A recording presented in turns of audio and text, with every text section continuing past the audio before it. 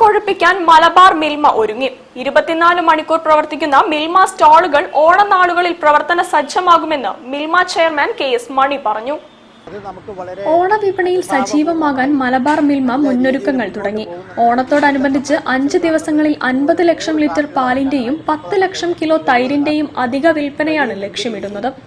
ഓണവിപണിയിലേക്കായി 300 ton നെയ്യും 100 ton പാലടയും വിൽപ്പനയ്ക്ക് തയ്യാറായിട്ടുണ്ട്.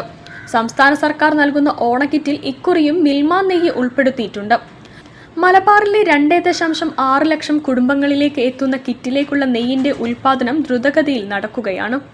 ഗ്രാമീണ മേഖലകളിൽ വിവിധ മിൽമ ഉൽപ്പന്നങ്ങളുടെ ലഭ്യത ഉറപ്പുവരുത്താൻ പ്രാഥമിക ക്ഷീരസംഘങ്ങൾ, ഗ്രാമീണതല വനിതാ പ്രവർത്തകർ എന്നിവർ വഴി പ്രത്യേക വിൽപ്പന പ്രോത്സാഹന പദ്ധതികളും ആവിഷ്കരിക്കുന്നുണ്ട്.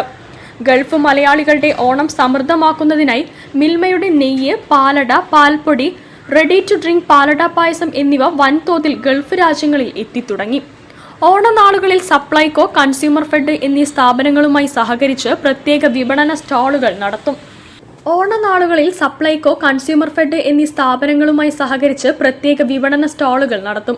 കൂടാതെ മലബാർ മേഖലയിലെ എല്ലാ പ്രധാന ടൗണുകളിലും 24 മണിക്കൂറും പ്രവർത്തിക്കുന്ന മിൽമ സ്റ്റാളുകൾ ഓണനാളുകളിൽ പ്രവർത്തന സജ്ജമാക്കുമെന്ന് മിൽമ ചെയർമാൻ KS മണി, MD KC ജെയിംസ് എന്നിവർ അറിയിച്ചു. News bureau, Kozhikode.